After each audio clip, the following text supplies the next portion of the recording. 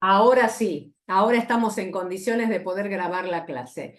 Bueno, hermanos, lo que nosotros en esta noche vamos a empezar a hacer es un recorrido por una materia que se llama, y yo voy a empezar a escribir, y ustedes me dirán, hermana Diega, ¿se ve? No se ve nada.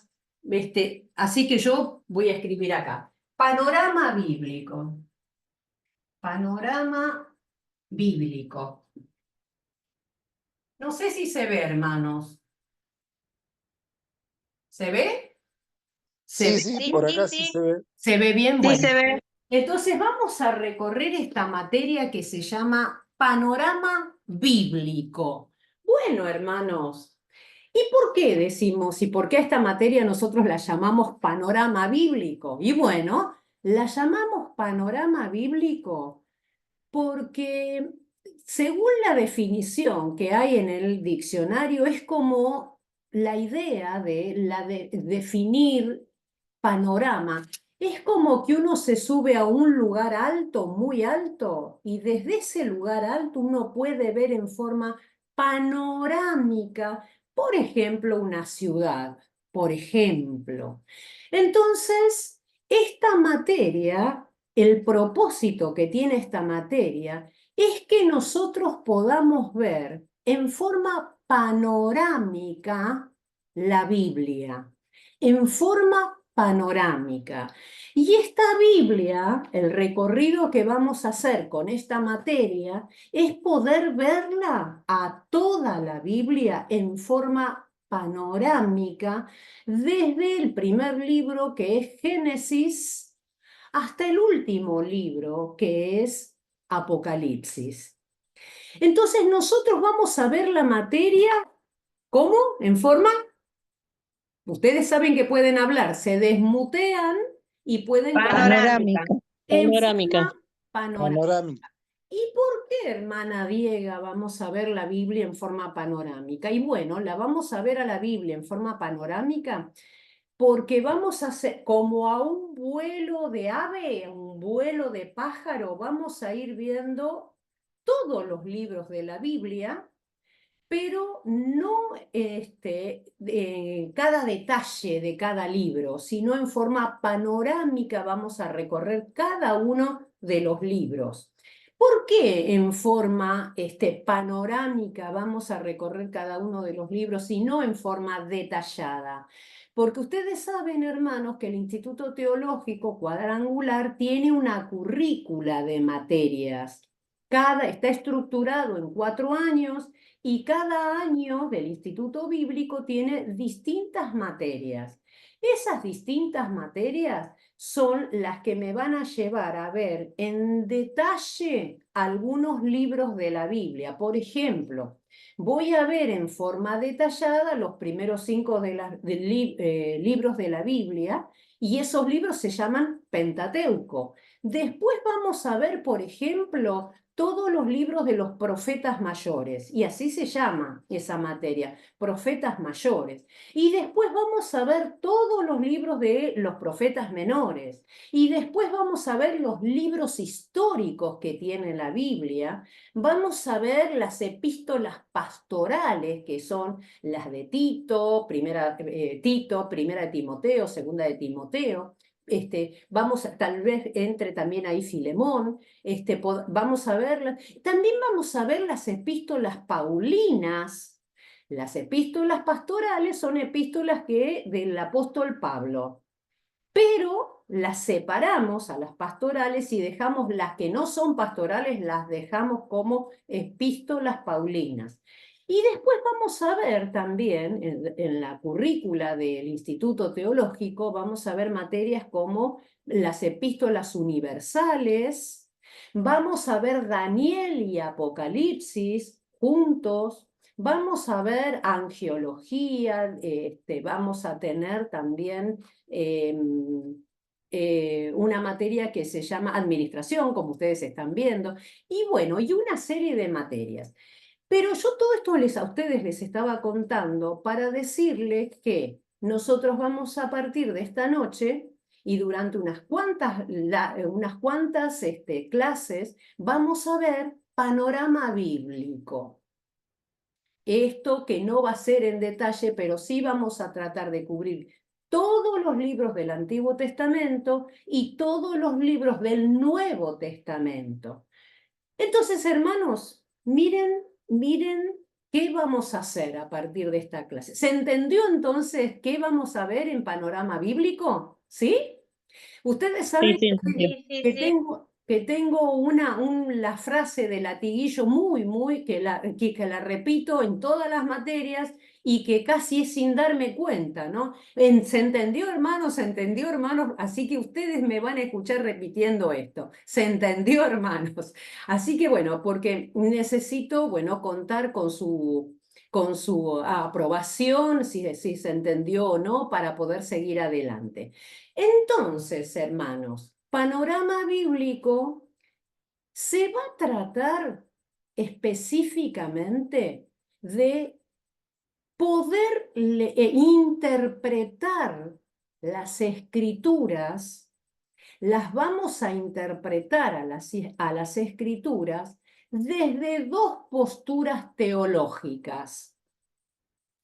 Me gusta, el año pasado cuando di esta misma materia a otros hermanos, a otros estudiantes del instituto, les había hablado que todos nosotros, los hijos del Señor, todos nosotros, desde el más nuevito hasta el más grande, tiene el derecho otorgado por el Señor de poder examinar la escritura, lo que nosotros le llamamos de poder tener un libre examen de la Biblia.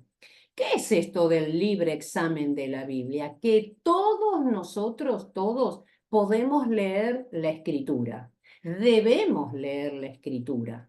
La tenemos que leer. Es una obligación que nosotros leamos la escritura. ¿Por qué es una obligación? Y porque va a bendecir mi vida espiritualmente, porque el Señor se va a dar a conocer a través de la escritura, porque yo voy a conocer cuál es el pensamiento del Señor a través de la lectura de la escritura. Lo voy a conocer mucho más al Señor.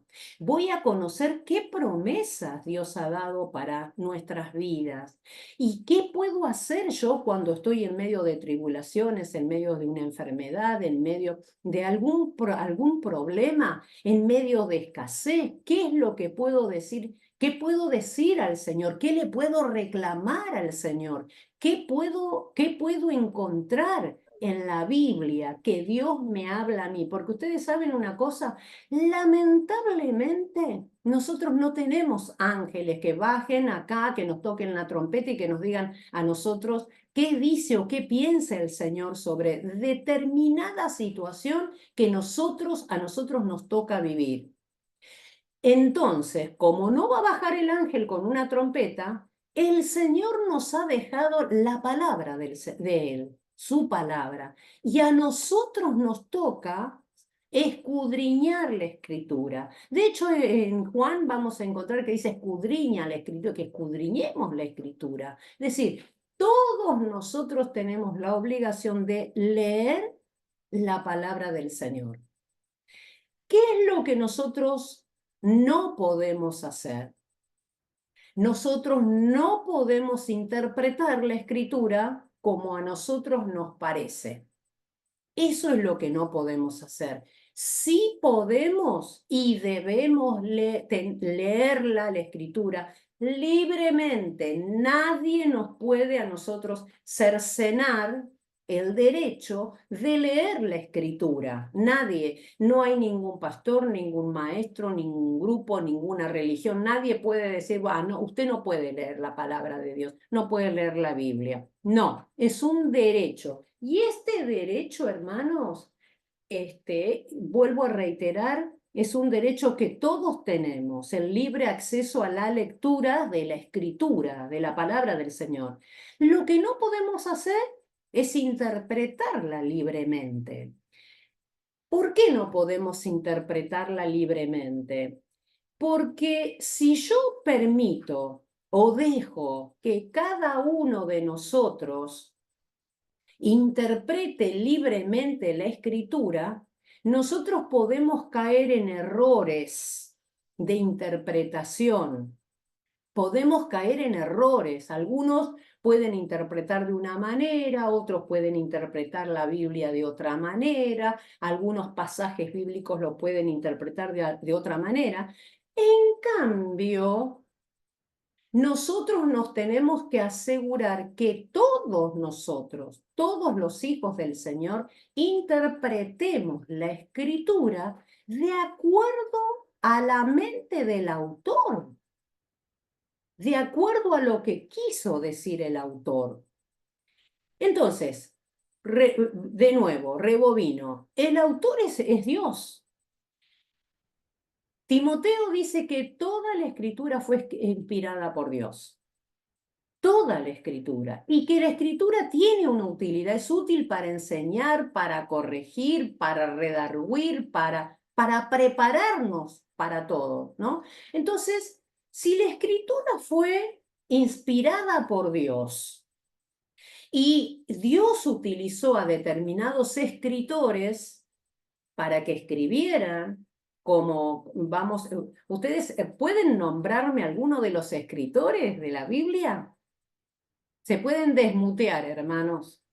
Decir Moisés. Moisés, bien. ¿Quién más? Lucas, Pablo. el más.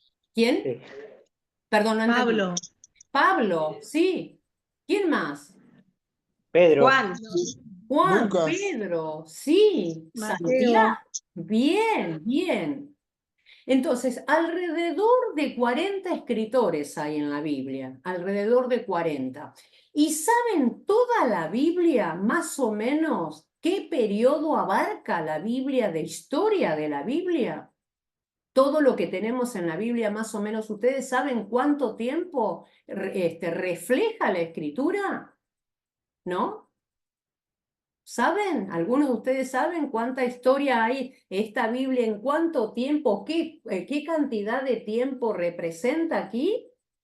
Cerca de 1500 años nosotros tenemos de historia. 1500 años aproximadamente. Solo el libro de los jueces, solamente el libro de los jueces representan, ¿sabe qué? Representan 300 años de historia de Israel, los libros. Entonces, fíjense, no podemos leer todos libremente, pero no podemos interpretar todos libremente. Entonces, para no correr el riesgo que unos interpreten de una manera y otros interpreten de otra manera, nosotros tenemos tenemos reglas de estudio, reglas que son universales. Tenemos lo que nosotros estamos viendo los jueves con los alumnos, los hermanos de segundo año, que es hermenéutica. Entonces, hay reglas que para que todos los estudiantes de la Biblia, todos, no solo los que van a un instituto bíblico o los que están tomando una materia, sino los pastores que están predicando, los maestros que están enseñando en la escuela dominical o en una clase bíblica o en un instituto bíblico, todos tienen que sujetarse para interpretar un texto bíblico, se tienen que sujetar a ciertos procedimientos o leyes o normas que tienen que ver con la hermenéutica. ¿Y la hermenéutica qué es? Bueno, es la ciencia y es el arte de poder interpretar la Biblia correctamente. Entonces, nosotros ¿Voy muy rápido, hermanos? ¿Bien? Bien, está bien. Entonces, nosotros en esta noche vamos a abordar esta materia, panorama bíblico, es decir, nos vamos a posicionar como en un lugar alto y vamos a ver todos los libros de la ley, todos los libros de la Biblia, todos los libros los vamos a ver. Sin embargo, los vamos a ver así, a vuelo de pájaro, y nos vamos a detener en algunos puntos principales. Y la manera de abordar esta materia va a ser de dos maneras fundamentales.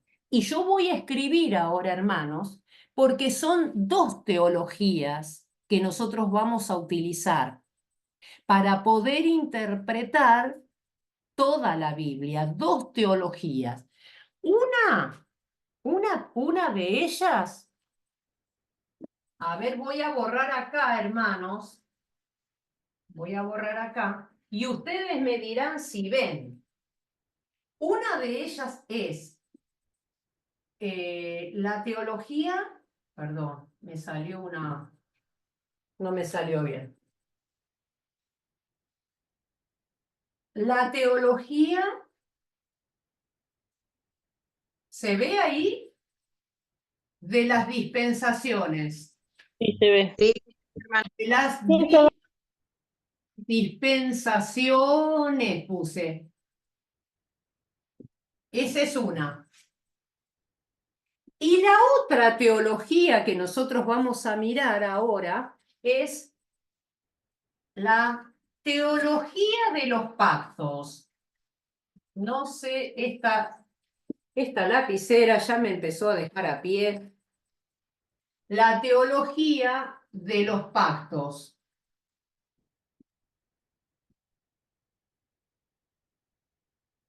La teología de los pactos. ¿Se ve? Sí, hermana Diego, se ve bien. ¿Se ve bien? Perfecto. Bueno, ¿por qué nosotros vamos a mirar esta materia, teología, panorama bíblico, desde dos teologías? ¿Por qué lo vamos a ver? Nosotros vamos a verlo desde la teología de las dispensaciones, y para la teología de las dispensaciones nosotros vamos a usar este libro. Este libro es un libro larguito, con la portada de color con rosadito. Y este libro, que es chiquito, en realidad tiene pocas páginas, es largo, pero tiene pocas páginas. Vamos a nosotros a estudiar la teología de las dispensaciones. Y para la teología de los pactos, como escribí acá, la teología de los pactos, vamos a utilizar este libro, que se llama Las promesas de Dios, y abajo dice El estudio de los pactos. Este autor se llama Sproul. No sé si se ve bien. Nosotros tenemos los PDF de estos dos textos para mandárselos a ustedes y que ustedes lo puedan hacer imprimir, pero o lo pueden ir mirando sin hacerlo imprimir, los pueden ir mirando, porque yo voy a ir siguiendo estos dos textos. Bien, ¿por qué, hermanos? ¿Por qué, hermana Diega, panorama bíblico desde la teología de las dispensaciones y teología de los pactos? ¿Por qué?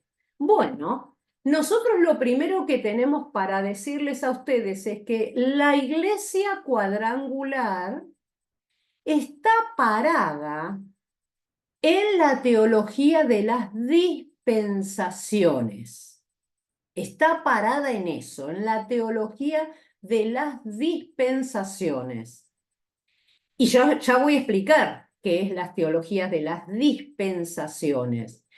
En cambio, hay muchos de nuestros hermanos, por ejemplo, los bautistas reformados, particularmente los hermanos reformados, que ellos se van a parar en hablar de la teología de los pactos. Y nosotros, y un grupo grande de hermanos como nosotros, como los cuadrangulares, vamos a hablar de la teología de las dispensaciones.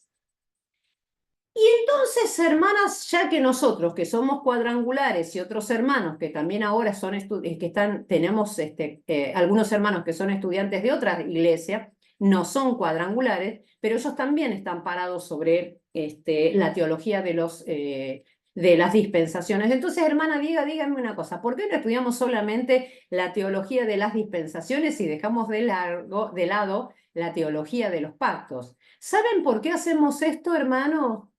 Antes, hace muchos años, se daba solamente la teología de las dispensaciones. Pero el mundo, hermanos, la gente, los hermanos evangélicos, se han multiplicado. Y nosotros tenemos hermanos que son nuestros, que piensan distinto, pero hay algo que sí nos une a todos y por eso no decimos, ay, qué malo que son herejes. No son herejes porque están detrás del Calvario, porque creen en el Señor, creen en el perdón de los pecados, creen cómo el Señor ha llegado al corazón y cómo que el Señor ha tomado el lugar de cada uno de ellos y sus pecados han sido perdonados recibiendo al Señor como su Salvador. Pero hay una diferencia. Esta diferencia es que ellos van a creer la teología de los pactos. Bueno, hermana Diega, entonces ya me dijo que nosotros los cuadrangulares estamos en la teología de las dispensaciones y que están los hermanos reformados, están en la teología de los pactos. ¿Cuál es la diferencia? ¿Qué es una dispensación? Bueno, ¿y por qué decimos teología de las dispensaciones? Porque la teología de las dispensaciones va a dividir la Biblia. ¿Cómo? ¿Alguien me dijo algo? ¿No? La teología de las dispensaciones, ¿qué va a hacer? Va a dividir la Biblia en dispensaciones. ¿Saben cuántas dispensaciones? Esta Biblia va a estar dividida en 7 dispensaciones. 7 dispensaciones. Entonces, ¿qué son las dispensaciones? ¿Y cómo es que nosotros vamos a estudiar panorama bíblico a través de la teología de las dispensaciones? Bueno, las dispensaciones son épocas o son periodos de tiempo o épocas o eras. Cualquiera de estas palabras pueden definir una dispensación. Entonces yo te pregunto a vos, a ver, ¿qué es una dispensación? Una dispensación es un tiempo determinado, hermana, es un periodo de tiempo. O es una época, también puedo decir. O también puedo decir, una dispensación es una era. ¿Se entiende?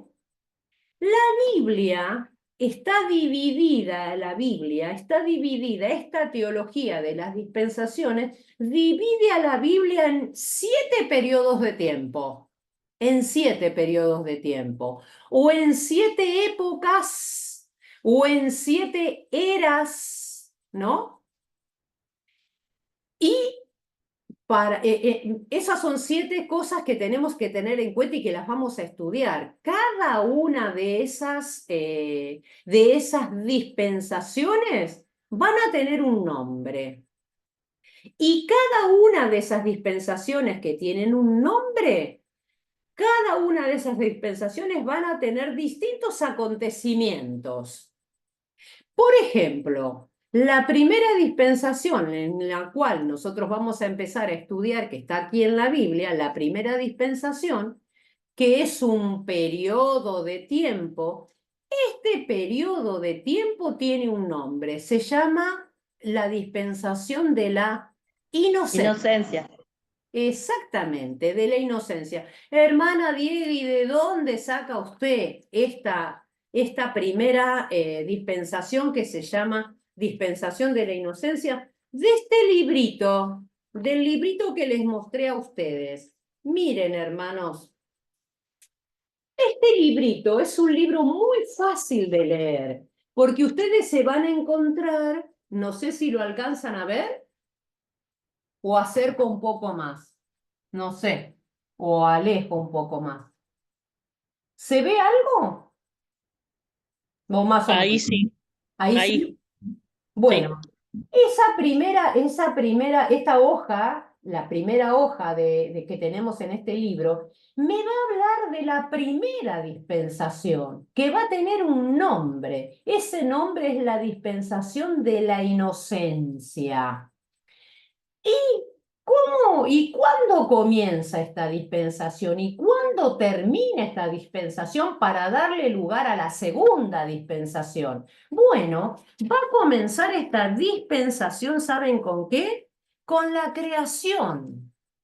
Con Génesis capítulo 1 va a comenzar con la creación y va a terminar esta dispensación o este periodo de tiempo o esta época o esta era, va a terminar con la caída de Adán y Eva. Comienza entonces con la creación y va a terminar con la caída y Dios que los expulsa, Adán y Eva los expulsa del paraíso.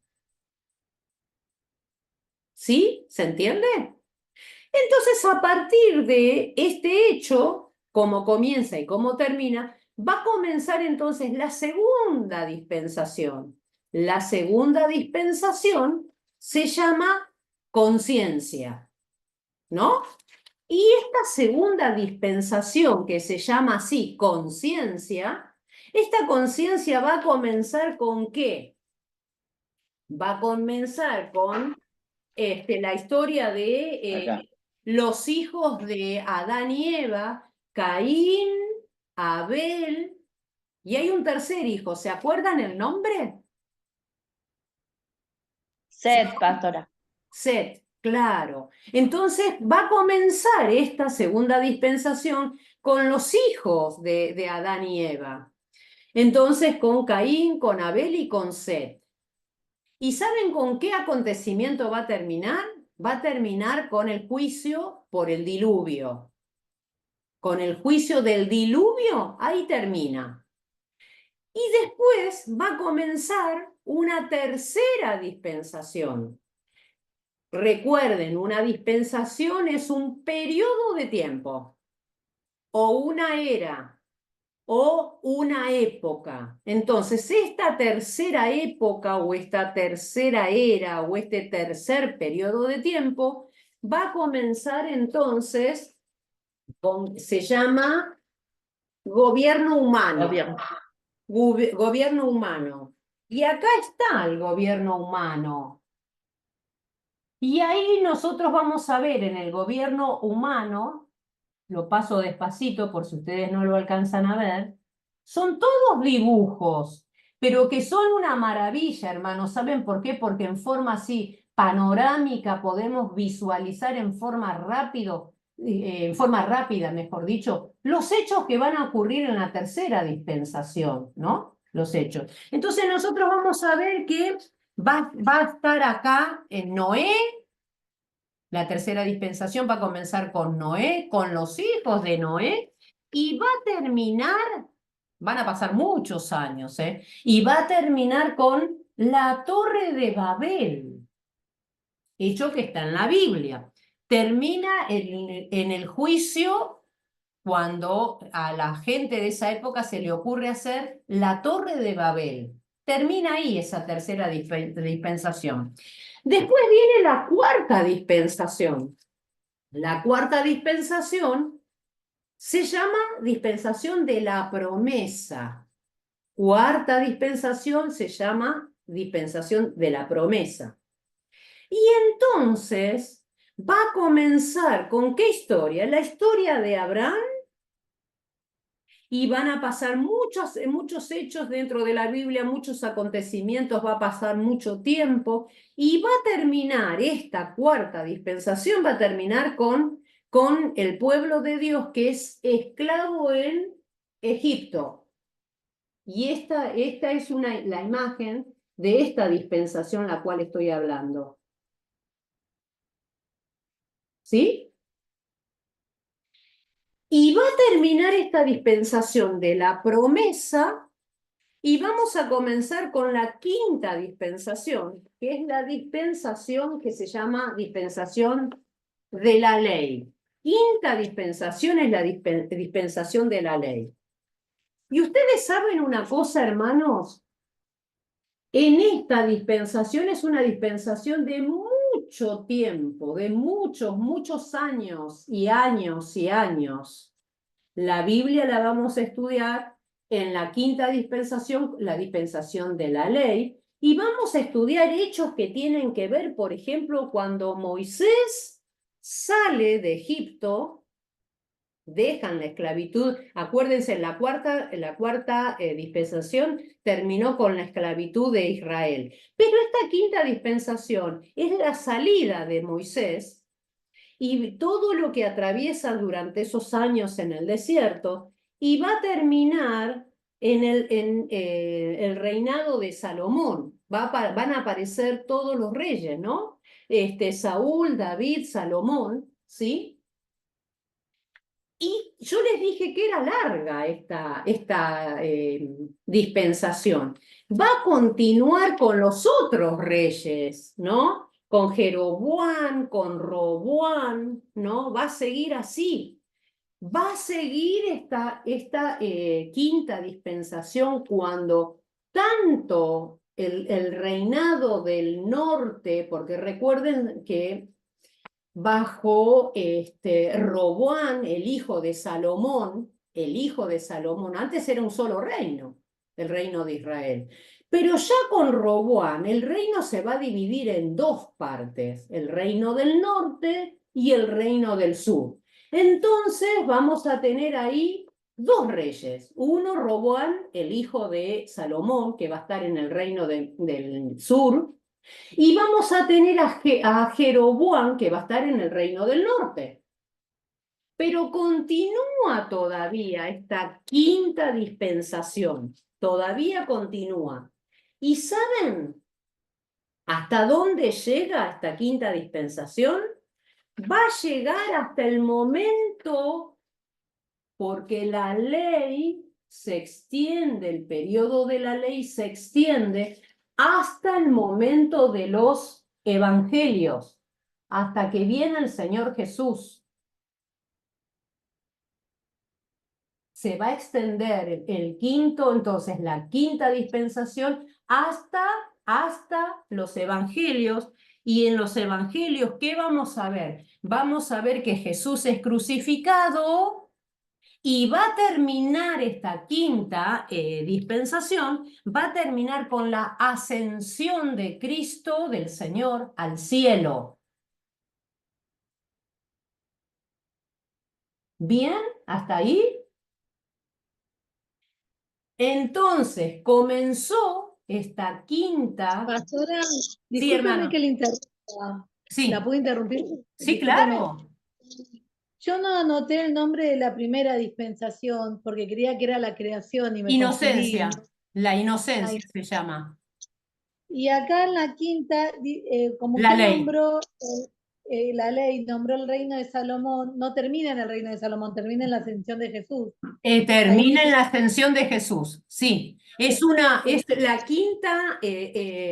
la quinta dispensación. Recuerden, y voy a reiterar de nuevo, la dispensación es un periodo de tiempo. La quinta dispensación, entonces, comienza con esto con Moisés y va a terminar, fíjense, todo lo que pasa desde Moisés hasta la ascensión del Señor. Van a pasar miles de años, mejor dicho, cientos de años van a pasar, ¿no? Termina ahí. Entonces comienza la sexta dispensación o el sexto periodo de tiempo. Y el sexto periodo de tiempo se llama la iglesia o de la gracia. ¿Y por qué decimos el periodo de la gracia o de la iglesia? Porque ya Jesús está en el cielo. Y el día de Pentecostés, según lo que nos dice el libro de los Hechos, comienza el periodo o la dispensación de la iglesia. El día que el Espíritu Santo cae en forma como si fuera fuego sobre los 120 que estaban allí reunidos, ese día, hermanos, comenzó la iglesia.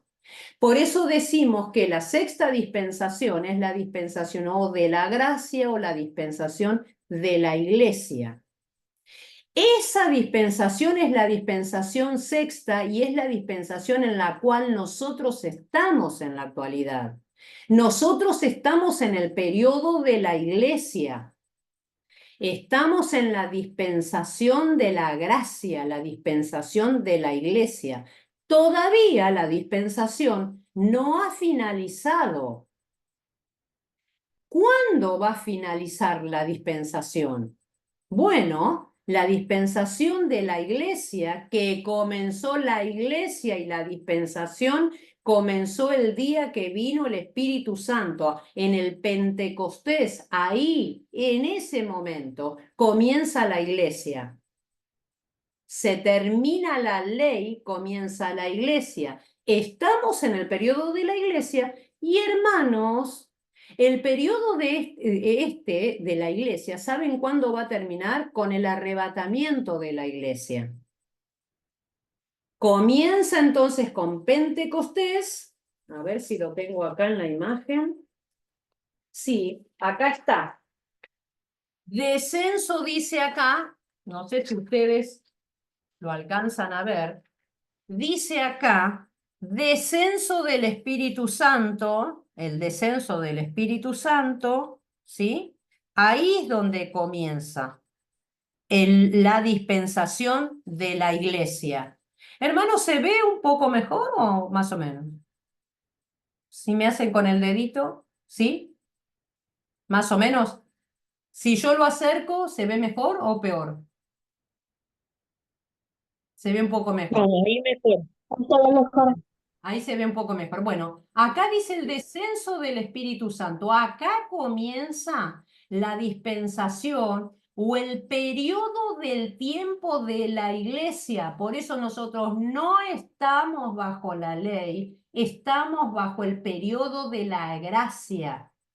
¿Cuándo comenzó la iglesia? La iglesia comenzó. Jesús subió al cielo y el Espíritu Santo vino y ese mismo momento comienza la iglesia. La historia de la iglesia todavía no terminó. ¿Cuándo va a terminar la historia de la iglesia? El día que el Señor venga a arrebatar a su iglesia, cuando nos lleve el Señor a su iglesia. Ahí termina la sexta dispensación. Todavía ese final no lo hemos vivido. Nosotros estamos esperando, pero estamos, recuerden, estamos en la sexta dispensación y a nosotros nos toca ser protagonistas de esta dispensación, de este periodo de tiempo, de esta era de la iglesia, de esta época de la gracia. Nosotros somos los protagonistas. No hay todavía final, el final de la iglesia. El final de la iglesia es cuando venga el Señor y arrebate, según lo que dice Primera de Tesalonicenses, capítulo 4, versículo 13 en adelante. Ahí finaliza esta dispensación y comienza la séptima y última dispensación. ¿Cuál es la séptima y la última dispensación? Bueno, la séptima dispensación se llama dispensación del reino. Dispensación del reino. Bueno, ¿y de qué se trata esta dispensación del reino? Bueno, la dispensación del reino se trata de el Señor Jesús después de la batalla de Armagedón, viniendo y dando comienzo al milenio. El milenio, que muchas veces no lo conocemos, no se predica, no se enseña, el milenio va a ser 1000 años, como dice el libro de Apocalipsis, Satanás va a ser atado por 1000 años, y comienza el periodo del milenio, donde el Señor va a estar aquí en la tierra con su iglesia y vamos a ver todos los detalles que va a pasar, que van a ocurrir en esos 1000 años. Por lo tanto, hermanos, 7 dispensaciones. 5 dispensaciones ya se cumplieron. Todos los acontecimientos de esas 5 primeras que mencioné se cumplieron. Estamos en la 6ª dispensación y nosotros somos protagonistas de esa 6ª dispensación. Y está para cumplirse la 7ª dispensación que todavía nosotros no sabemos, no la hemos vivido, pero estamos en la 6ª. Así que, hermana Diega, y entonces, ¿quién es el que dijo y el que dividió la Biblia en 7 dispensaciones? ¿Quién es el que dijo? ¿Y quién es el que dividió la Biblia en pactos? Casualmente y solo por casualidad, hermanos, solo por casualidad coincide el número de dispensaciones, coincide con el número de pactos. Según este autor que se llama Sproul, este hombre murió en el año 2017, no hace mucho, un teólogo muy conocido en los Estados Unidos, autor de muchos libros, maestro de la palabra del Señor, y este hombre escribe este libro que tiene que ver con la teología de los pactos. ¿Por qué él escribe este libro? Porque él fue un teólogo reformado de la Reforma. Y recuerden que nosotros tenemos hermanos que son reformados, y estos hermanos reformados, ellos van a decir que la Biblia hay que interpretarla desde los pactos. Entonces, ¿qué tiene que ver con nosotros que creemos en la teología de las dispensaciones? Bueno, tiene que ver y mucho, porque usted tiene que saber como estudiante de la Biblia, usted tiene que saber cuál es la diferencia. ¿Qué es lo que nosotros pensamos primero sobre la teología de las dispensaciones? ¿Dónde estamos parados? ¿Y por qué nosotros decimos que para nosotros lo correcto es la teología de las dispensaciones? Y entonces nosotros tenemos que conocer también qué piensan los hermanos reformados. ¿Cuál es la diferencia entre lo que nosotros pensamos y lo que ellos piensan? ¿Por qué? Porque los hijos del Señor nosotros tenemos que estar preparados. Tenemos que estar preparados para conocer, bueno, qué es lo que nosotros creemos, cómo aplicamos esta teología de las dispensaciones y qué piensan estos hermanos con respecto a la teología de los pactos. Entonces, dije algo, dije que las dispensaciones son periodos de tiempo, que hay 7 periodos de tiempo en los cuales la Biblia está dividida y que nosotros los evangélicos, los cuadrangulares y los no cuadrangulares, los pentecostales en general, estamos parados en la teología de las dispensaciones. Pero los reformados, digo, están parados en la teología de los pactos. Entonces, ¿cuál es la diferencia que hay entre una dispensación y un pacto? Bueno, las personas que están paradas en la teología de los pactos van a enfocarse, ellos van a decir, la Biblia hay que estudiarla desde los pactos. ¿Qué quiere decir esto? Voy a pensar en personajes que hay en la Biblia con las cuales Dios hizo un pacto. Y me voy a centrar yo, evangélico reformado, me voy a centrar en decir, bueno, yo voy a estudiar qué es lo que dijo Dios y qué pacto llevó a cabo con determinados personajes de la Biblia. Por ejemplo, ¿hizo Dios algún pacto con Adán? ¿Y ellos qué van a contestar? Sí hizo un pacto Dios con Adán. ¿Lo cumplió a ese pacto Adán? No, no lo cumplió. Y vamos a ver después por qué. ¿Con quién más en la Biblia hizo Dios pacto? Y vamos a encontrar que hizo un pacto con Noé. Y vamos a encontrar, si seguimos un poco más adelante, que hizo un pacto con Abraham. Y vamos a encontrar, si seguimos más adelante, que que Dios hizo un pacto con Moisés.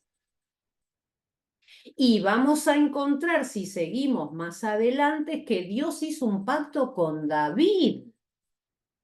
Y vamos a encontrar que el profeta Jeremías va a hablar de un pacto nuevo que va a venir. Y después de ese pacto nuevo del cual habla Jeremías, lo vamos a encontrar a Pablo, al apóstol Pablo, lo vamos a encontrar haciendo memoria de ese pacto nuevo, perdón, antes de encontrarlo a Pablo, lo encontramos a Jesús hablando del pacto nuevo. ¿Se acuerdan? Que va a hablar de un pacto nuevo esa noche que él estaba con todos sus discípulos, que están comiendo, era la Pascua, ¿se acuerdan? Y Jesús va a hablar de un pacto nuevo. En medio de esa Pascua, Jesús va a tomar una copa de vino y él va a hablar de algo que hasta ese momento los discípulos no habían escuchado. Va a hablar de un pacto nuevo en su sangre. Ese pacto nuevo del cual Jesús está hablando ya había sido profetizado, ¿saben? En el Antiguo Testamento. ¿Dónde había sido profetizado? Por Jeremías, el profeta Jeremías. Jeremías capítulo 31, versículo 31, va a hablar de este nuevo pacto. Y Jesús, en los evangelios, va a retomar esto que dice Jeremías. Y él va a hablar del nuevo pacto, que el nuevo pacto es él, ¿no? Y después lo vamos a encontrar a Pablo, que vuelve a retomar esto que dijo Jesús, que dijo Jeremías antes, acerca de el nuevo pacto. Entonces, mis queridos hermanos, estoy viendo que son también, ya creí que eran como las 10 de la noche. No, todavía no es las 10 de la noche, 9 menos 10, según lo que mi reloj acá. 9 menos, casi cerca de las 10. Hermana, usted Sí, dijo que había hecho 7 pactos. sí, Adán, Noé, Abraham, Moisés, Jeremías, sí. pero Jesús hizo un pacto con Pacto la nuevo, humanidad sí, entera. claro. Eso se llama el pacto nuevo. Ese último se llama el pacto nuevo. Y usted va a tener seguramente, si tomó nota, se habrá encontrado con 6, porque está faltando uno está faltando. El primer pacto está como dividido en el pacto adámico y el pacto edénico. Hacen los teólogos del pacto, es como que dividen el primer pacto, lo dividen en 2. Por eso la cuenta final nos va a dar 7. En pacto edénico, pacto adámico, pacto con Noé, pacto con Abraham, pacto con Moisés, sí, pacto con David y el pacto nuevo. ¿Sí? Entonces, hermanos, yo quiero preguntarles a ustedes si hasta ahora, bueno, los he cansado, si ha sido claro, si lo van entendiendo, si son demasiados datos en esta noche para comenzar. Los quiero escuchar. Y a repasar el video y Sí, tomar nota. sí, sí. ¿Les Está resulta? bien. ¿Se va entendiendo, hermanos, entonces hasta ahora lo que vamos diciendo? Sí, sí, hermana Diego. Mucha Se va información, entendiendo, pero lo vemos. perfecto. Mucha información. Sí, Crisa, Pero lo vemos. lo ven. Bien. Crisa, ¿qué decías? Yo, María. María. lo que no sé qué es los hermanos reformados. Bueno, ¿A qué ahora se explico. refiere? Sí. ¿quiénes son los teólogos de la Reforma o los hermanos reformados? Bueno, los hermanos reformados nacen aproximadamente en el siglo XVII. ¿Con quién? ¿Quién fue el de la Reforma? Uno que ustedes conocen. Lutero. Claro, con Lutero. Lutero. Aproximadamente nosotros vamos a encontrar que en el año 1500 y algo, bueno, con Lutero y después de Lutero se levantaron personas, ¿no? Que van a decir ellos, bueno, nosotros creemos más en la reforma, en esta reforma de Lutero. Entonces ellos van a también saben quién es famoso, un famoso teólogo reformado de aquella época, Calvino, que nosotros en la iglesia cuadrangular, en las predicaciones o en muchas cosas, a veces no lo tenemos en cuenta, pero que ha marcado historia en cuanto a la iglesia evangélica por su teología, por su modo de pensar la Biblia, ¿no? Con respecto a temas muy importantes, la salvación se pierde, no se pierde, fuimos escogidos antes, bueno, y un montón de temas que tienen que ver con esto de la salvación. Entonces, esto de la teología de la Reforma nace a partir del siglo XVII.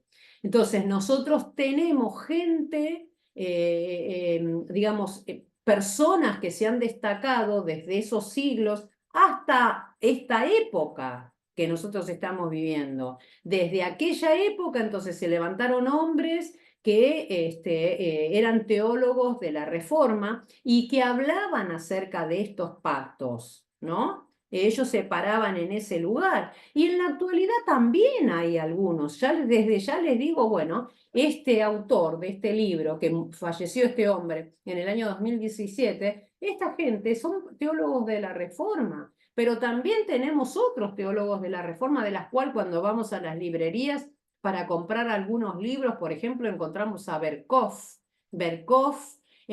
que es yo creo que es contemporáneo nuestro, yo creo que es de este tiempo. Y también, saben, Gründem son otro de los autores, que hay muchos libros y que muchas veces nosotros compramos para leer, para consultar, para un montón de cosas, y resulta que, bueno, son hermanos que de la teología de la Reforma. No solamente estos hermanos de la Reforma, ellos piensan sobre la teología de los pactos, sino que ellos también van a tener en cuenta algunos puntos en los cuales nosotros los evangélicos, los pentecostales, los de la iglesia cuadrangular y todo, pensamos que están equivocados ellos, que hay algunos puntos en los cuales están equivocados. Por ejemplo, nosotros los hermanos de la Iglesia Evangélica Cuadrangular tenemos una idea y estamos parados acerca de cómo van a ser los acontecimientos del tiempo final. Esto se llama escatología. Ustedes, si siguen estudiando, van a tener una materia que tiene que ver con la escatología, con Daniel y con Apocalipsis. Entonces, la escatología, la teología esta, ¿no? De la escatología, tiene que ver con estos tiempos finales al cual estoy haciendo referencia. ¿Y qué son los tiempos finales? Bueno, los tiempos finales nos referimos con escatología, bueno, la iglesia es arrebatada al cielo. Cuando está la iglesia en el cielo, la iglesia va a pasar por el tribunal de Cristo. Después del tribunal de Cristo va a pasar por las bodas del Cordero. Todo esto va a ser en el cielo. Pero ¿qué va a pasar acá en la tierra? ¿Se va a terminar todo o no? Mientras que la iglesia, según lo que dice Primera de Tesalonicenses 4:13, como antes mencioné, mientras que la iglesia está en el cielo frente al tribunal de Cristo, recuerden que la iglesia va al cielo. Y si está en el cielo ya no es por salvación, si estamos en el cielo, si la iglesia está en el cielo, es porque ha sido salva, porque nadie va a ir al cielo si no es salvo. Toda la iglesia va a ir al cielo y en el cielo se va a llevar a cabo lo que se llama el tribunal de Cristo. Hermana Diega, ¿dónde está el tribunal de Cristo? Está en 1 Corintios capítulo 5, lea. Y 1 Corintios capítulo 15 también hablan de tribunal de Cristo. ¿Qué va a pasar en ese tribunal de Cristo? ¿Y qué vamos a hacer nosotros, la iglesia arrebatada? ¿Qué es lo que vamos a hacer? Se nos va a pedir cuenta por todos nuestros actos mientras que hemos sido creyentes, por todo lo que hicimos y lo que dejamos de hacer, lo que hemos omitido hacer, lo que sabíamos que debíamos hacer y no lo hicimos, y por todo lo que el Señor nos dio y cómo lo estamos administrando. Y hermana diga, pero ¿y cómo voy a estar en el tribunal de Cristo? Sí, todos nosotros, dice la Escritura en esos versículos, en esos libros que le termino de decir, Corintios, todos nosotros vamos a ser juzgados por nuestros actos, por nuestras obras, no por la salvación, sino por nuestras obras. Y si usted mira con detenimiento, dice que nuestras obras van a ser pasadas por fuego. Algunas obras van a permanecer y otras no van a permanecer. Pero no vamos a ser juzgados por si somos salvos o no, porque la iglesia es arrebatada y si es arrebatada ya es la iglesia salva. Lo que sí vamos a ser juzgados por nuestras obras. Y después, ese juicio, ¿para qué se hace ese juicio? Por galardones. Por galardones. Nosotros vamos a ser galardonados en el cielo, de acuerdo a qué hicimos después que hemos creído. Porque recuerden, hermanos, nosotros no somos salvos por obras, somos salvos por fe. ¿Qué? ¿En fe en qué? Y que no es, la fe no es donde nosotros, el Señor nos dio esa fe para creer y ser salvos. Nosotros vamos... Profe, Sí, ¿la salvación se puede perder? no. Y es un tema, y escuchen, hermanos, María, estás haciendo esta pregunta vos, ¿cierto? Sí. ¿Sí, María?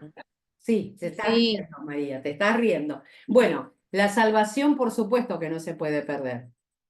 Pero bueno, nosotros tenemos una corriente de teólogos que te dicen, sí, sí, sí, la salvación se puede perder. Bueno, la salvación no depende de nosotros, la salvación es del Señor.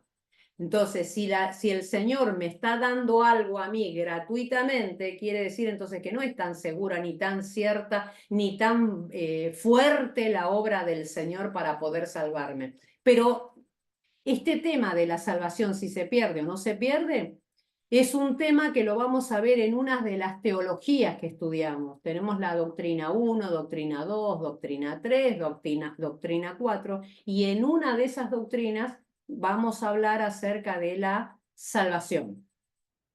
Y vamos a buscar las cartas en las cuales Pablo particularmente hay cartas soteriológicas, que así se llama toda la teología que está relacionada con la salvación, soteriología, así se llama, y eso vamos a estudiar después más adelante. Pero nosotros estamos seguros que la salvación no se pierde, es el anticipo que te doy, María.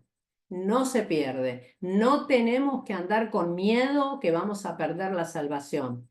Sí, como dije al principio, nosotros vamos a ir al cielo, no vamos a ser presentados delante del tribunal de Cristo por la salvación, no. Vamos a ser juzgados por qué hicimos después de creer, porque nosotros hemos creído para después hacer buenas obras. No fuimos salvos por obras, fuimos salvos y después para hacer buenas obras después, como resultado de este cambio, de este nacimiento nuevo, ¿no? La nueva naturaleza del Señor que habita en cada uno de nosotros después que hemos creído.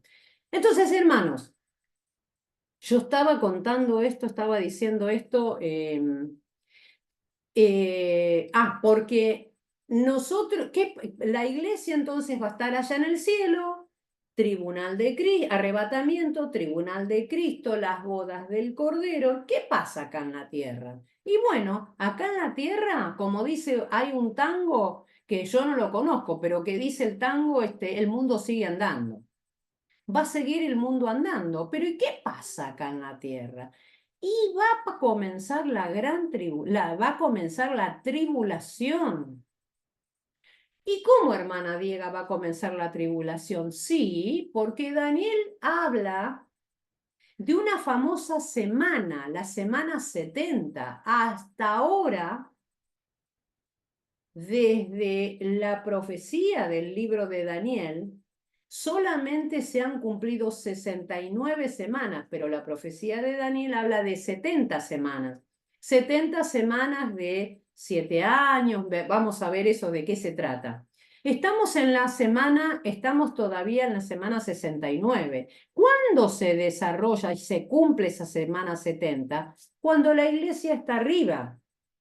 Cuando la iglesia está arriba, entonces acá comienza la tribulación.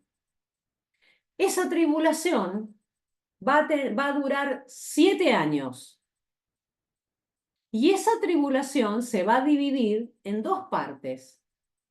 Lo que se llama de 3 años y medio, los primeros 3 años y medio se va a llamar la tribulación, y los últimos 3 años y medio de esos 7 se va a llamar la gran tribulación. En ese periodo de la tribulación es la semana número 70 de la cual está hablando el profeta Daniel. También hay que estudiar Zacarías y también, por supuesto, Apocalipsis. Entonces, hermanos, en esa semana 70, que son 7 años de la tribulación, la iglesia está arriba, pero acá nosotros, según lo que la Escritura a nosotros nos enseña, va a desarrollarse el anticristo y el llamado la bestia, y va a haber gran persecución, y comienza en ese periodo de la tribulación. Comienza nuevamente, se abre la puerta. ¿Para quién? ¿Para la iglesia? No, la iglesia está arriba en el cielo. Se abre la puerta, ¿saben para quién? Para los judíos. Porque a medida que vayamos estudiando nosotros las dispensaciones, nos vamos a dar cuenta que cuando nace la iglesia, la dispensación en la cual estamos, el día de Pentecostés, es como que si hubiera abierto un paréntesis.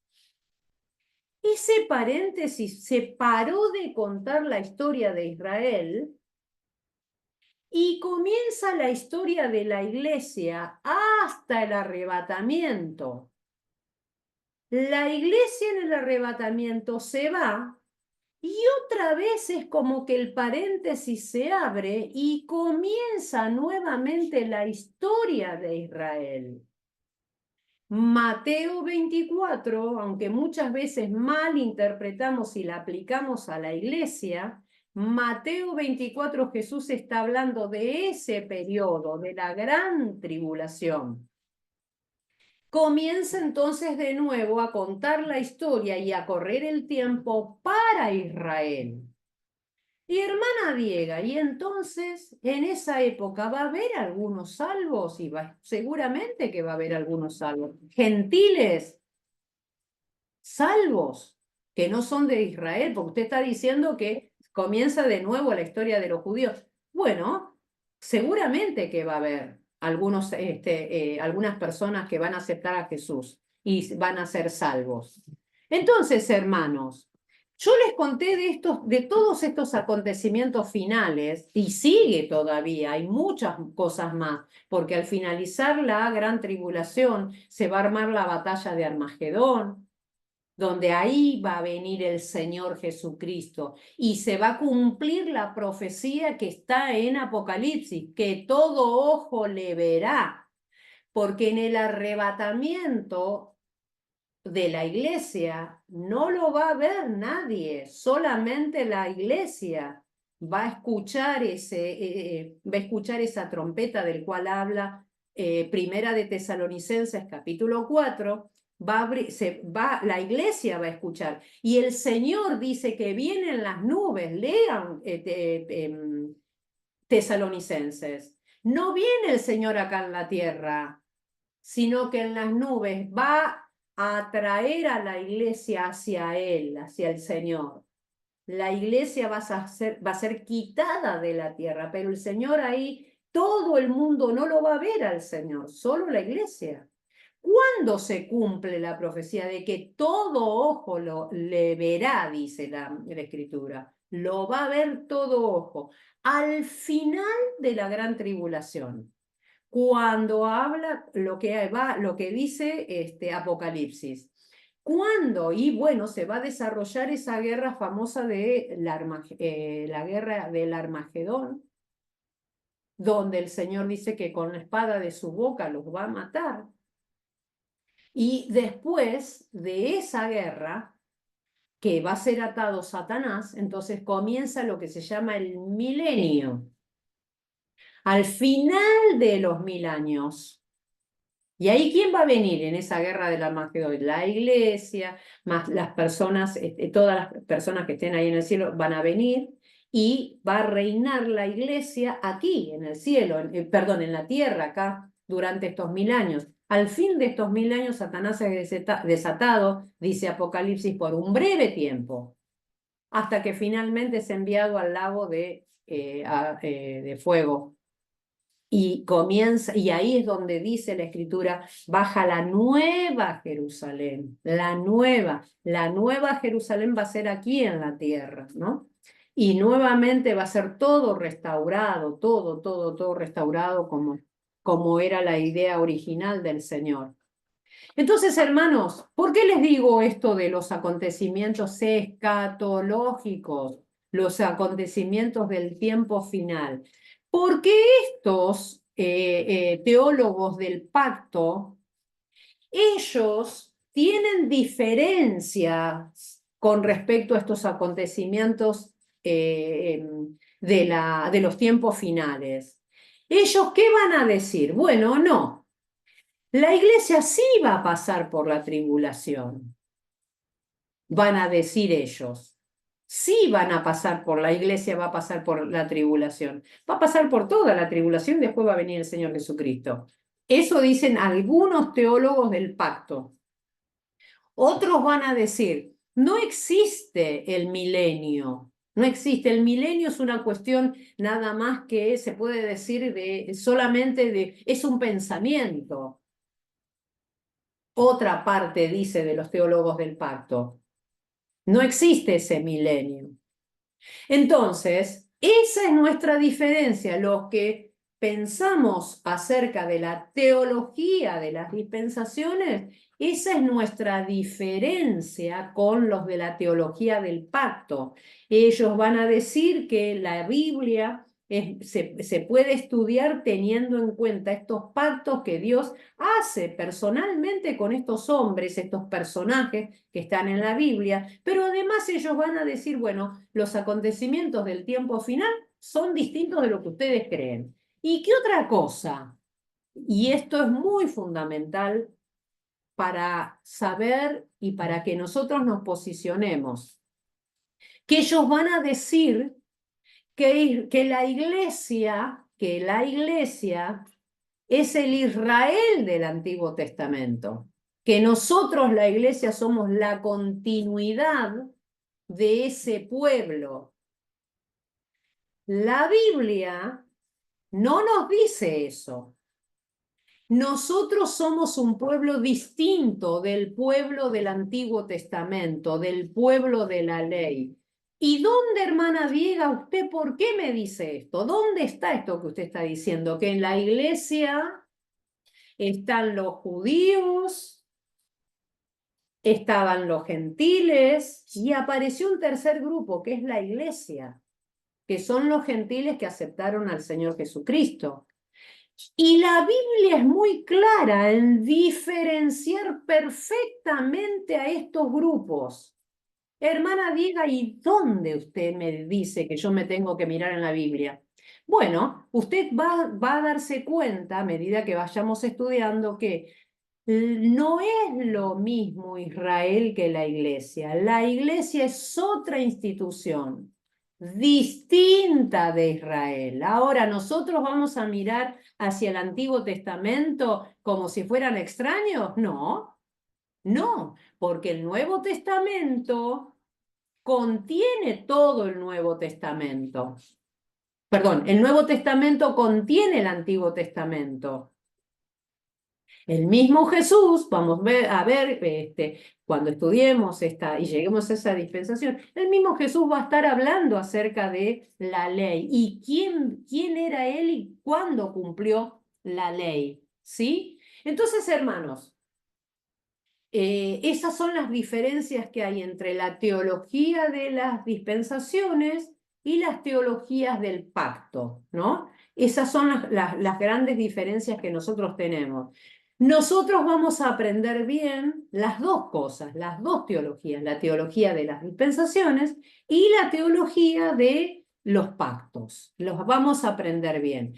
¿Por qué yo digo que son nuestros hermanos reformados? Porque, hermanos, que ellos crean que la tribulación, la iglesia va a pasar la tribulación, o que crean en el medio de la tribulación, va a estar hasta la mitad de la tribulación, antes de la tribulación, o que crean ellos que no hay tribulación, no nos mueve a nosotros el amperímetro. Siguen siendo nuestros hermanos porque ellos creen en la salvación por fe en el Señor Jesucristo. ¿Se entiende lo que quiero decir? ¿Hay alguien que pueda decir algo? Los quiero escuchar, ¿eh? Hermana Diega, yo quería hacer una pregunta. Luciana de Campana. Luciana de Campana. Bueno, te escucho, hermana. Con respecto al pacto, no sé si tiene que ver. Yo soy nueva en la cuadrangular, hace de septiembre que con mi esposo estamos congregando. Sí. Todo esto es nuevo, es liberador, es sanador, porque veníamos de una experiencia, bueno, aparte, ¿no? Muy fea. Y, y quería saber si cuando hay pastores que te hacen pactar con dinero, se refiere a estas creencias. Bueno, la cuestión es esta. Eso que vos me estás diciendo, mi hermana, tiene que ver, ¿sabés con qué? Con el Evangelio de la prosperidad. El Evangelio de la prosperidad es una herejía. Es una herejía que nació aproximadamente en las décadas de los 90, aproximadamente. ¿De dónde viene este Evangelio de la prosperidad, como se llama, como se le dio en llamar? Esto viene de los Estados Unidos, donde un grupo de personas comienza a decir que el reino la séptima dispensación que nosotros vamos a estudiar, ellos dicen que el reino según la séptima dispensación, se va a dar después del milenio. Perdón, se va a dar con el milenio.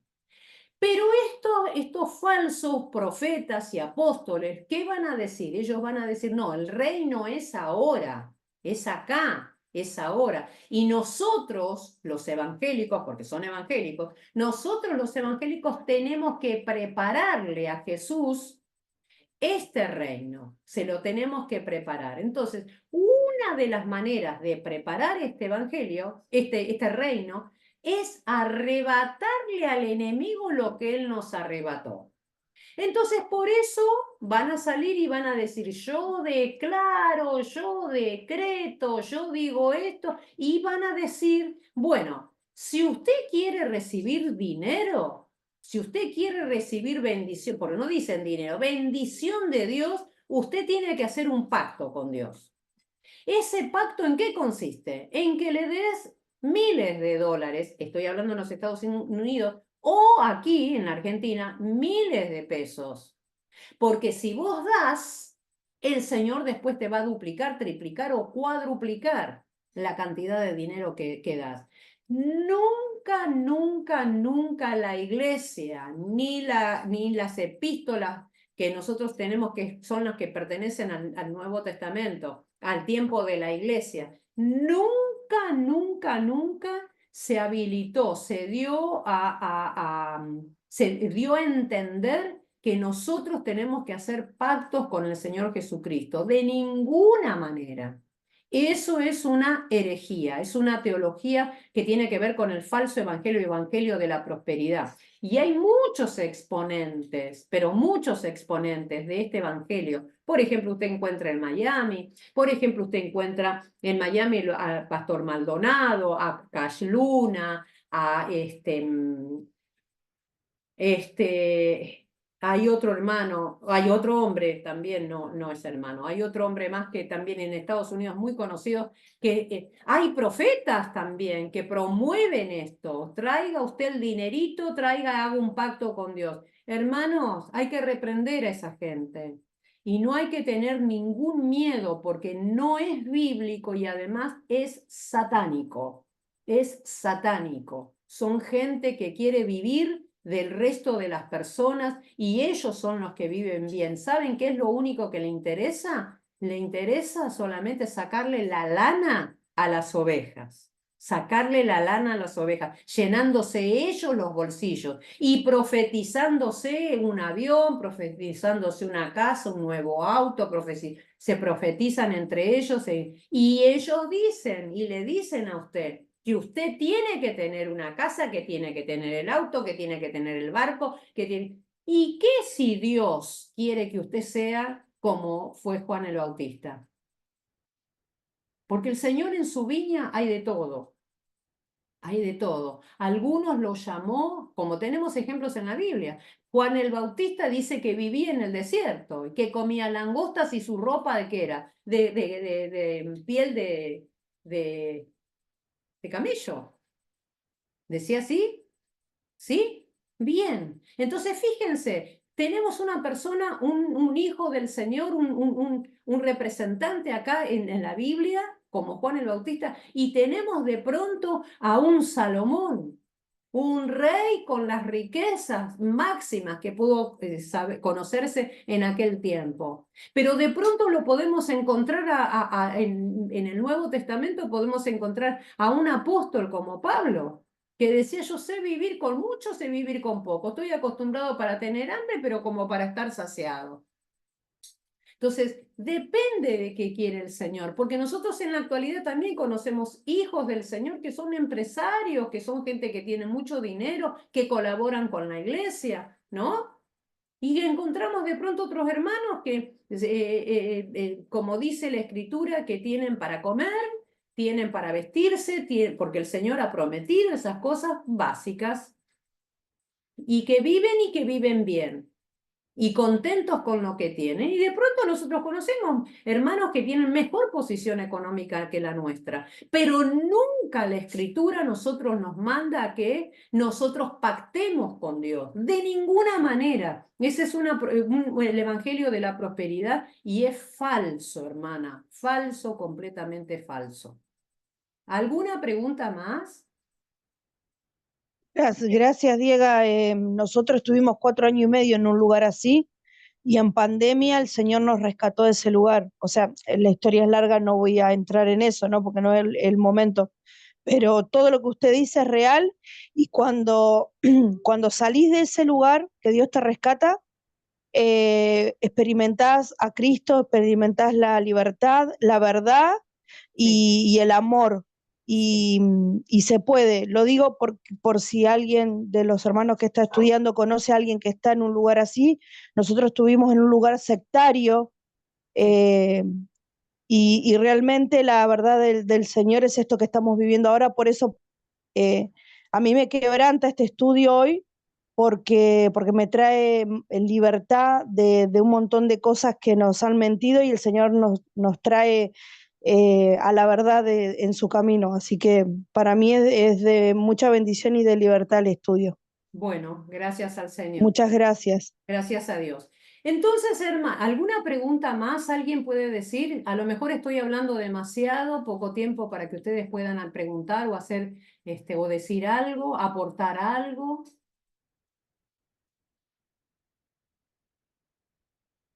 No los escucho. Una consulta. Lo que hablaba del Tribunal de Cristo, ¿es Sí, lo que es conocido como el juicio final? no, es una cosa distinta. El Ah, juicio, yo sí, tuve una confusión en una respuesta de una prueba donde decía si todos vamos a estar en el juicio final. sí. Esa Yo misma puse, consulta, hermano, esa misma consulta la hizo otra hermana que también rindió la misma prueba, la misma evaluación.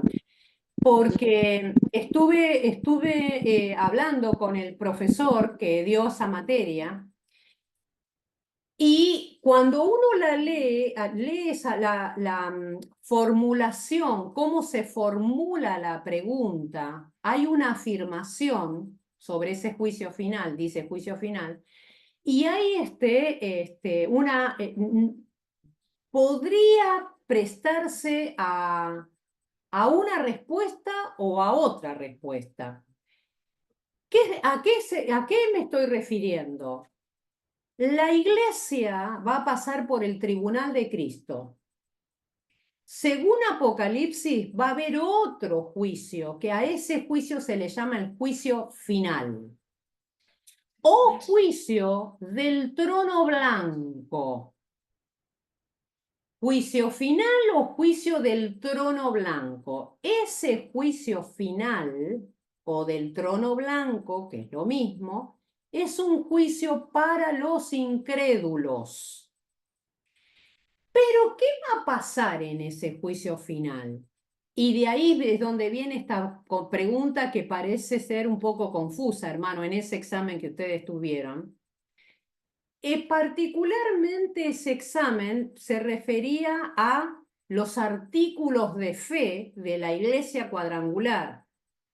Los artículos de fe de la Iglesia Cuadrangular, en esos artículos, porque después el pastor me lo muestra, me mostró ese artículo, habla de el juicio final y se está refiriendo no al tribunal de Cristo, sino al juicio final del cual estoy diciendo que va a ser el juicio del trono blanco o el juicio final. En ese juicio, seguramente yo pienso que hay que interpretarlo de esta manera, que al final de la gran tribulación, va a haber creyentes nuevos. Seguramente va a haber creyentes nuevos. Van a estar los judíos que se van a convertir al Señor,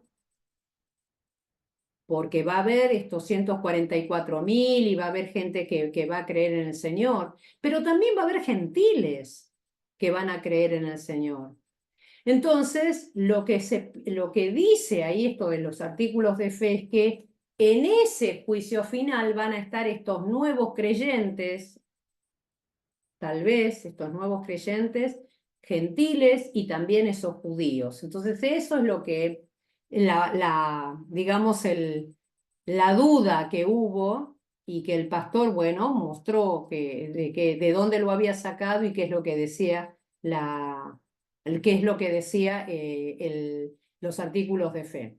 Pero lo que ustedes tienen que saber es lo siguiente, hermanos, y tener muy claro esto. Va a haber el tribunal de Cristo y va a haber un juicio final. Ese juicio final tiene que ver, ¿saben con qué? Tiene que ver con el juicio para los incrédulos.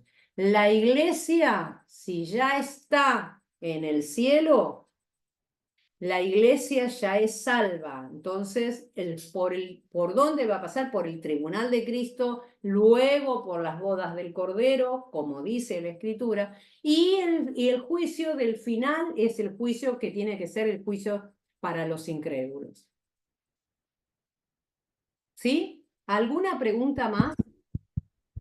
claro, esa era la duda que a mí me generó. Sí, Yo lo puse desde el punto, o sea, como lo tomé como decía, el juicio final. Entonces yo digo, en el juicio final no vamos a estar todos. Pero no, ahora que usted no, el tema del final de Cristo, yo digo, bueno, al final, de una forma u otra, vamos a ser todos juzgados. Entonces, estaba bien como me lo marcó como erróneo desde un punto, Sí, pero a la vez también la respuesta de decir, no vamos a estar todos ahí, no, también está no, por no. diferente. No, no, no. No, hermano, no vamos a estar todos ahí y nosotros es lo que nosotros tenemos que descansar en la palabra del Señor.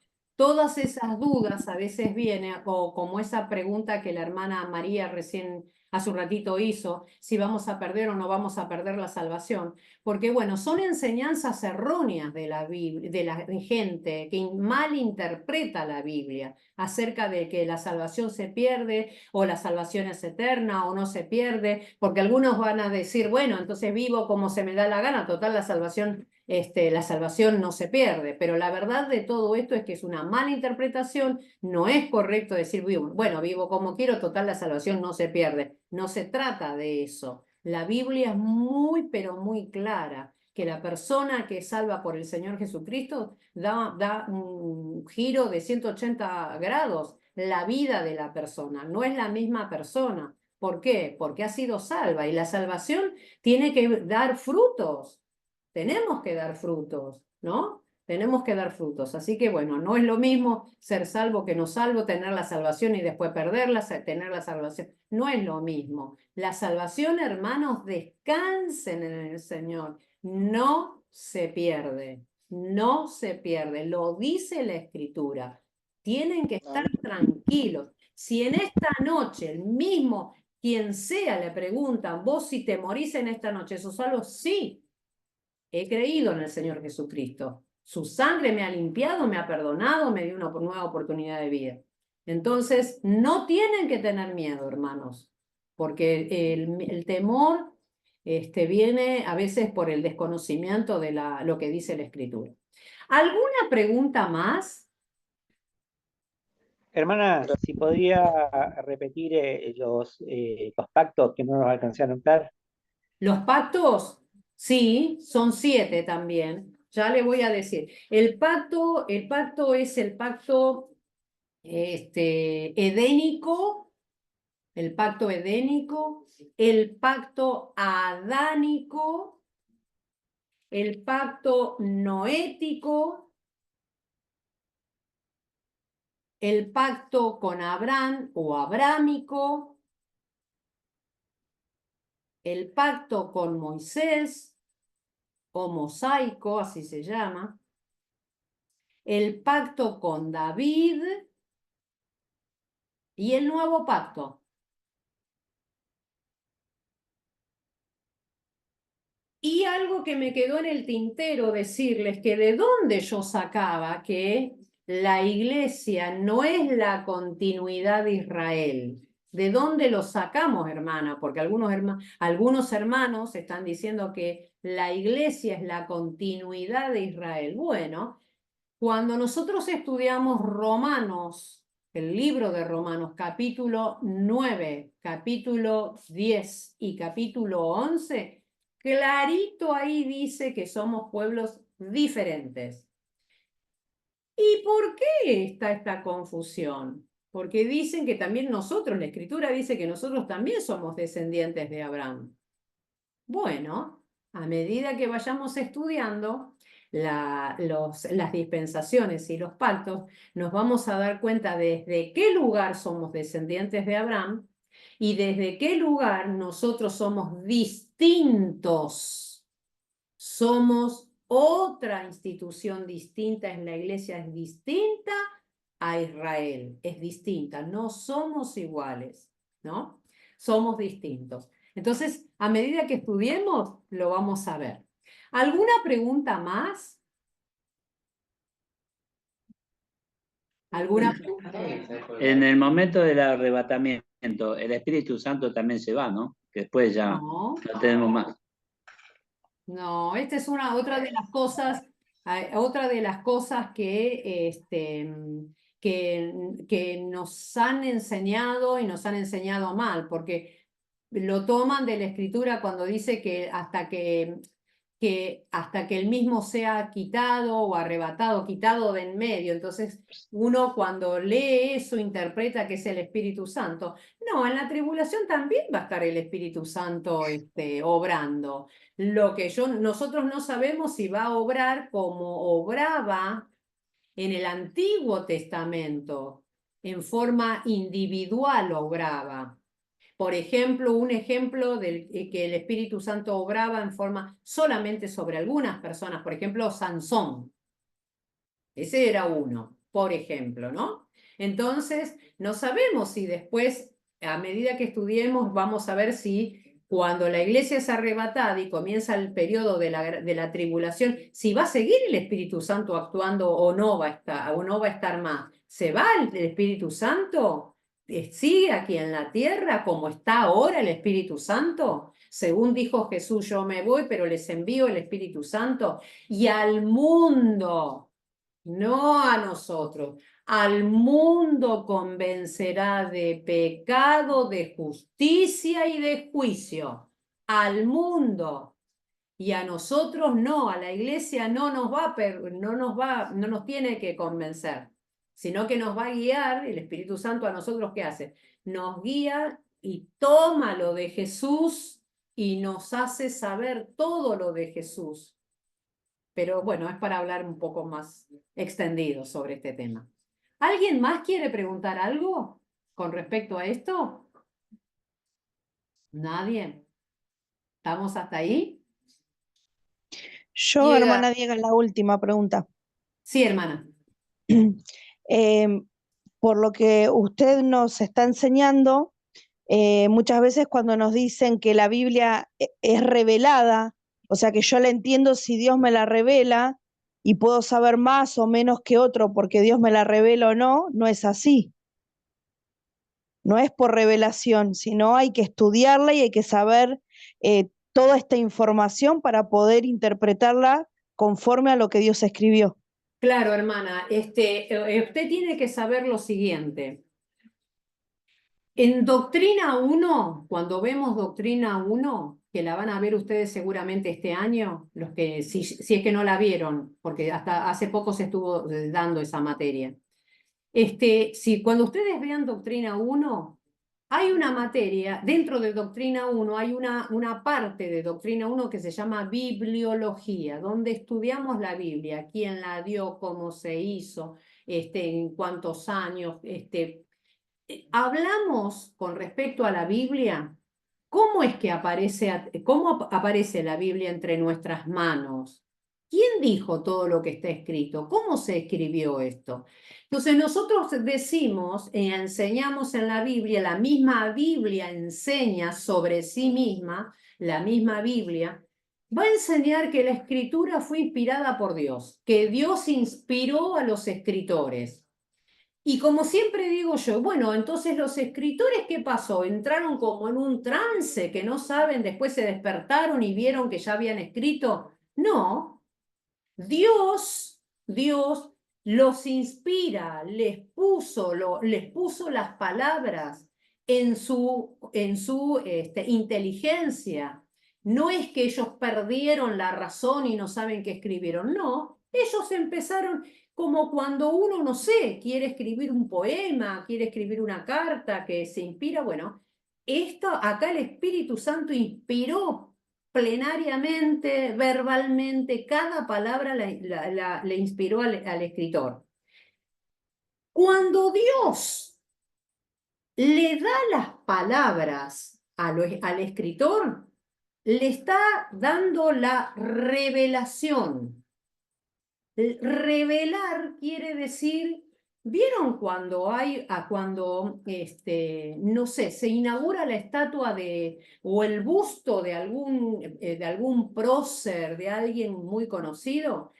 Generalmente el busto ese está tapado. Entonces invitan a las personalidades de determinado lugar y es para inaugurar ese busto, esa estatua, ¿no? Entonces, ¿qué? Está tapada. Y Entonces van todas las autoridades, cortan una cinta y descubren ese busto o descubren esa estatua, la descubren. Descubrir es le sacan ese paño, esa sábana, eso que está cubriendo. Eso se llama revelar, ¿sí? Pone a la vista lo que estaba oculto, lo que estaba tapado. Esta palabra revelar es muy parecida a la palabra apocalipsis que nosotros tenemos. ¿Vieron que en algunas Biblias dice revelación? Revelación, bueno, es lo mismo que apocalipsis. Entonces, cuando se descubre una estatua, es decir, algo que estaba oculto, se le saca ese trapo, ese paño, y se puede ver claramente cómo es ese busto, esa estatua. Bueno, lo mismo hizo Dios con los escritores. Le reveló algo que estaba en la mente del Señor, le reveló. Ahora, después que se escribió toda la Biblia, que Dios le reveló a los escritores lo que quería Dios que nosotros supiésemos, después que le reveló, ¿qué pasó después que se concluyó toda la Biblia? ¿Qué pasó con nosotros? Nosotros ya no recibimos nuevas revelaciones. No hay más revelaciones, algo nuevo que Dios dé. Ya Dios dio toda la revelación que debió darla, ya la tenemos en la Escritura. No necesitamos nuevas revelaciones. Lo que nosotros ahora tenemos es iluminación sobre eso que ya está dado por Dios. Entonces, cuando usted estudie Doctrina 1, se va a dar cuenta que hay una diferencia entre revelación, entre la inspiración de la palabra de Dios y la iluminación. Lo que nosotros ahora tenemos, todos nosotros tenemos iluminación. El Espíritu Santo viene y nos ilumina. Jesús dijo, yo me voy, pero les envío aquí el Espíritu Santo. ¿Para qué el Espíritu Santo? Él va a tomar de lo mío, dice Jesús, y les va a hacer saber a ustedes. ¿Qué quiere decir? Nos va a iluminar. Lo vamos a ver a Pablo en capítulo 4, perdón, en el libro de Efesios, lo vamos a ver a Pablo, que él ora por los efesios. Y les va a decir que Dios alumbre los ojos de vuestro entendimiento, va a decir Pablo, va a ser esta oración y este pedido, que alumbre los ojos de vuestro entendimiento para que ustedes conozcan la buena voluntad de Dios. Entonces, hermana, nosotros no recibimos más revelaciones, recibimos iluminación. ¿Por qué hago este énfasis? Porque la revelación ya fue clausurada, ya fue dada, ya está completa, nadie más. ¿Por qué? Porque han salido estos falsos apóstoles que nosotros tenemos en esta época y estos nuevos profetas, y estos nuevos apóstoles, ellos insisten en que hay una nueva revelación. No hay ninguna nueva revelación. La revelación ya fue dada y está completa. Todo lo que nosotros, los seres humanos creyentes, necesitamos, lo necesario para nuestra salvación, ya fue dado. No necesitamos ninguna revelación más, nada. Lo que necesitamos es iluminación. La iluminación sobre las verdades que han sido escritas en la Biblia, la iluminación para poder interpretar correctamente la Escritura de acuerdo a cómo el autor, el Señor Jesús, el autor quiso dejar reflejada ahí en la Escritura. Eso es lo que necesitamos, iluminación. ¿Nosotros qué vamos a hacer? Por supuesto vamos a depender del Espíritu Santo y vamos a pedir al Señor sabiduría. Dame sabiduría, Señor. Dame iluminación, Señor. Dame entendimiento, Señor, para poder entender lo que vos dejaste aquí escrito. Para interpretar correctamente lo que dice la Biblia, para no hacer e irme y hacer una herejía por causa de la mala interpretación de la Biblia. Entonces, que el Espíritu Santo está en cada uno de nosotros, está.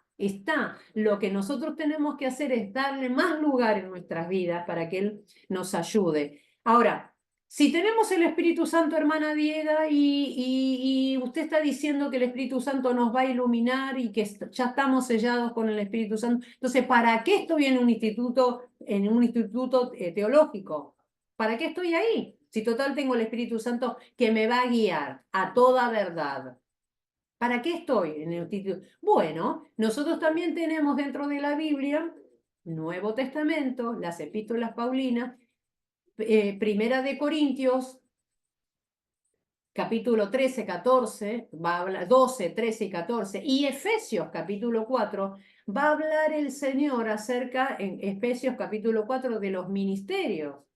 Y va a hablar del maestro, es decir, que el mismo Señor que dice que tenemos el Espíritu Santo, que nos va a guiar a toda verdad, que va a tomar de Él, que nos va a revelar las cosas, también Él mismo constituyó a maestros de la Biblia para que los maestros puedan explicar y ayudarnos a entender, están operando los dones espirituales, operando en estas personas, en los pastores, cuando predican, en los predicadores, que no son pastores, pero que son predicadores llamados por el Señor.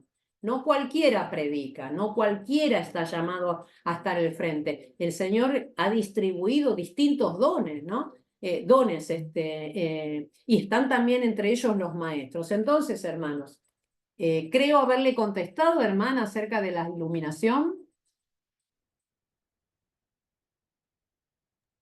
Sí, sí, hermana Diega, me dio claridad. Bueno, Sí, sí, me dio claridad y entendí la explicación. bueno, Porque muchas veces a uno le han dicho, no, a vos no se te reveló, por eso no lo entendés. Y ahora cuando usted lo explica, como que a través de la palabra, de los versículos, lo teníamos enfrente, o yo personalmente lo tenía, era algo que tenía enfrente y no lo estaba viendo, sí. a esta explicación que usted me está dando. Así que muchas gracias. ¿Alguien más quiere hacer alguna pregunta más, hermanos? Si no, ya nos vamos despidiendo. ¿Alguien quiere hacer alguna pregunta más? ¿No? Bueno, hermanos, entonces, esto que esta noche hemos hecho desde las 8 de la noche hasta este momento, tiene que ver con panorama bíblico. Mirar la Biblia desde Génesis hasta el Apocalipsis en forma panorámica, no en forma detallada. ¿Por qué? Porque detalladamente los van a ver a medida que vayan transcurriendo las materias de la currícula que conforman los 4 años del instituto. Entonces, ¿qué vamos a hacer? Vamos a ver entonces la Biblia desde dos teologías, la teología de las dispensaciones y la teología de los pactos.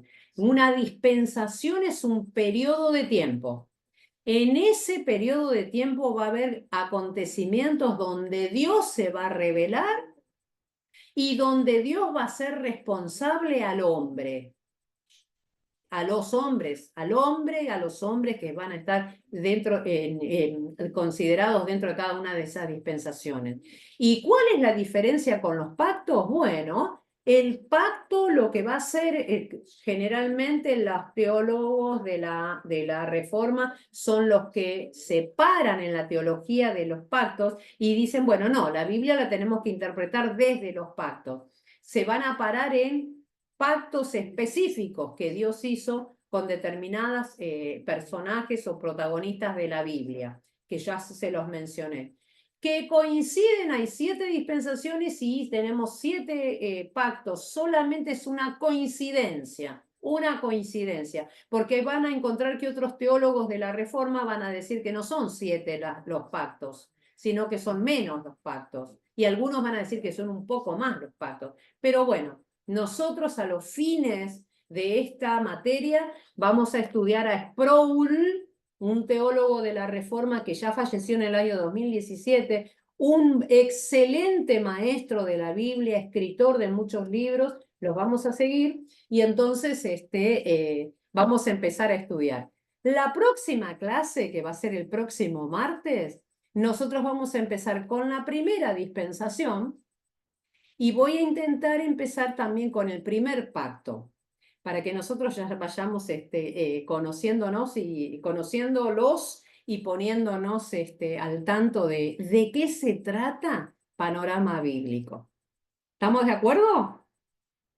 ¿Sí? Amén. Bueno, Sí, hermano, Eh, espero lo que que... sí Sí. le pediría del libro ese de los pactos, si nos puede pasar por PDF, así lo imprimimos. Sí, cómo no, hermano. Yo les voy a...